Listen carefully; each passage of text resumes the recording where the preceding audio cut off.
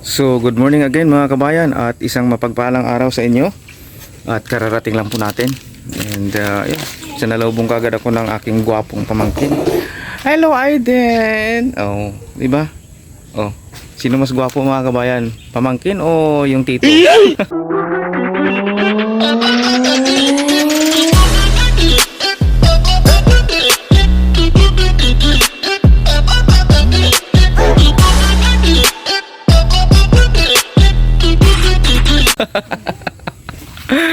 At ito mga kabayan, papasal po tayo dito sa likod.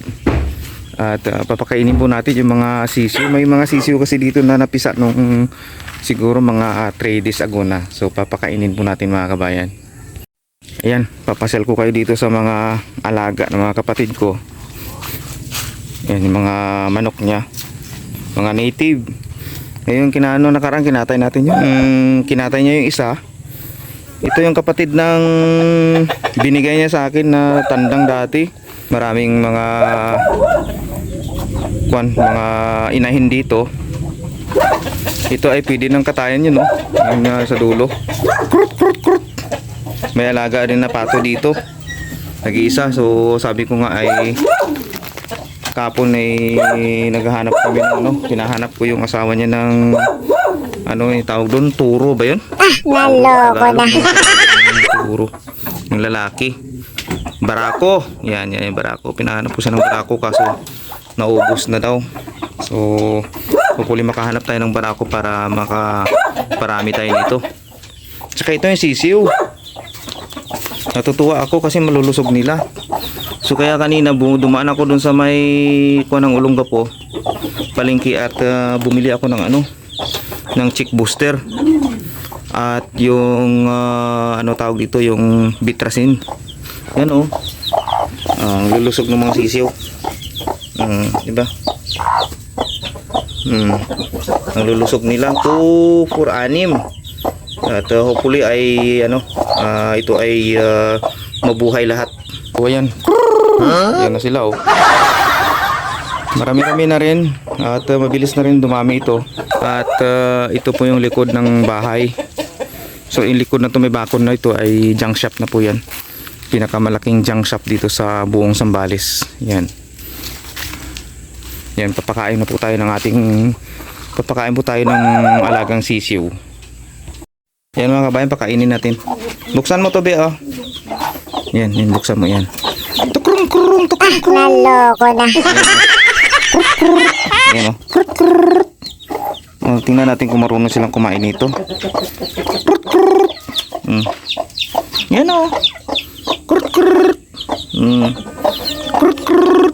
Yan yan, lalapit na yung isa. Yan. Yan kain na kayo.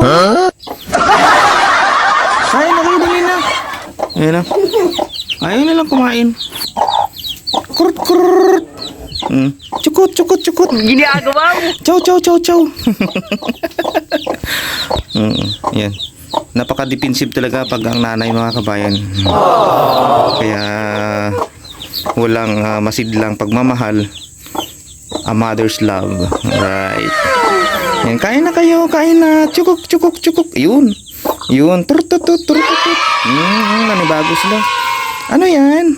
Yan. Tukruk. Yan, kumain na sila. Yan. Cukur. Busog pa siguro ay. Cukur. Krut. Yan. Sige, yamo na kuya. Mamaya natin painumin ng Oo, naligo na. Ay, ikaw ba naligo ka na? Ikaw ba naligo ka na? Ha? Oh, you did not take a bath, right? No? English speaking ito, mga kabayan. Cukur.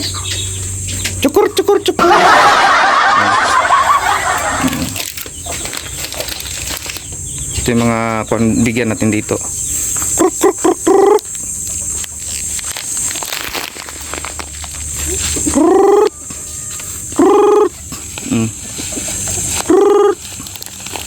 Ayaw man lumabas.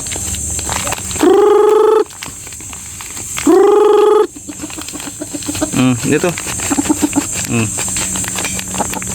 Na. Kain. Yan. Kurting. Nahiya yung iba. Dalawang araw na nawala. Si goodbye na yun. Wala na yun Tukur. Sugala muna tayo mga kabayan dito sa likod ng bahay. Habang maya-maya mag-uumpisa na tayo sa ating gagawin. Meron ditong alaga. Ito ay sniper. Bantay. Yan. Yan ang bantay dito, mga kabayan. Yan. Bantay. Susugod siya. Susugod. Atras tayo, atras. Para hindi tayo abutin. Yan. Pag itong tumahol mga kabayan, lahat dito puntahan. Ayan lahat dito napupunta. Pag doon naman yung tumahol, yung isang sniper doon sa kabila. Ayan. Maraming mga dito, yung mga kahoy na panggatong mga kabayan. May mga niyog din dito, kaso yung isa namatay na. Yan. Ito mga kabayan, maraming saluyot dito. Yun. Maraming saluyot dito. Yan. Maganda dito taniman din ng ng mga gulay-gulay. Kaya sabi ko nga kung may mga gabi din dito mga kabayan, gabing ligaw. Yan. Ito sa likod. Itong sa likod na tayo sa junk shop na yan. Yung niyog na yan na abutan ng init, kaya ganyan yung itsura niya. Sayang tong isa namatay. Meron din ditong mga tinanim yung kapatid ko na mga avocado. Yan. Ito yung pinaka boundary. Hanggang doon to sa dulo mga kabayan. Parang nakakatakot naman mag dito. Uy. Ang lalim ng mga damo. Ang kapal ng mga rubber cap. Yan. Malaki na yung avocado. Yan. At saka yung Madrid cacao yung lagay sa gilid. Yan. Ito yung tinatawag na kawayan na nabubukbuk. Kung tawagin sa amin to mga kabayan, tiring. Sayang isang puno ng nyug doon at hindi nakakausbong kasi hindi nainitan. Ito sayang to. To putulin to mga kawayan para makausbong siya dito. Yun. Hanggang dito yan mga kabayan sa likod.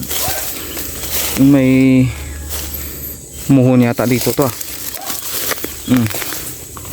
Ito mga ang nito mga kabayan, gumanon galing dyan, gumanon to dito sa puno na to. Tapos yung bahay na to hindi na nila sakop to dito to. Anong puno ito? Puno hindi ko alam anong puno to. Kasoy. Dito yata yung boundary nila sa kasoy. Parang nag-triangle siya galing doon, nag-triangle tapos papunta dito, tapos papunta na naman doon. Yung pinaka boundary naman dito mga kabayan is yung naman yung kawayan dito, kawayan na may tinik, yung kawayan talagang kawayan. Marami kasing klaseng kawayan. So yan, daming kamyas doon mga kabayan sa Olongapo naghahanap tayo ng mga kamyas dito. Maraming kamyas.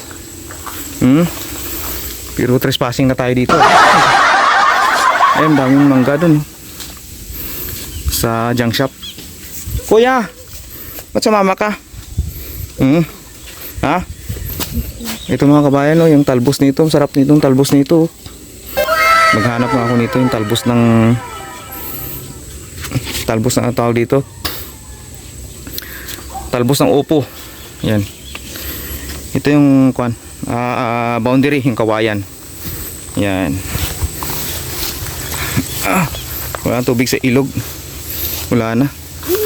May mga labong doon mga kabayan. Ang daming labong doon. Kaso nga lang Ang hirap naman kunin yan. Yun oh. Mga labong. Yun pa oh. Daming labong dito.